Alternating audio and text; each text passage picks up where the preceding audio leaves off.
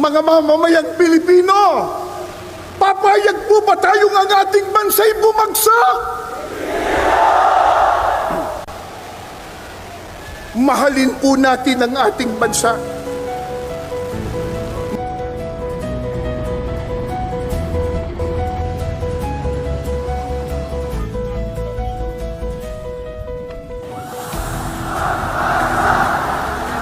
Ano ang katunayan na pagka nagsama-sama at nagkaisa, ito po ay mabuti sa ating Panginoong Diyos?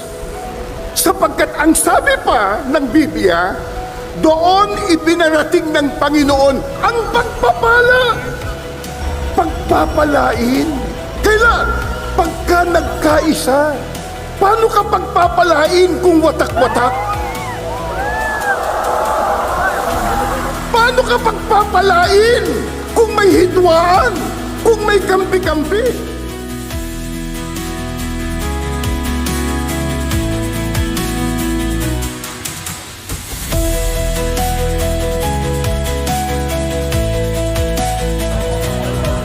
Sa makatwid, yan po ang pinakalundo ng ating rally na ito.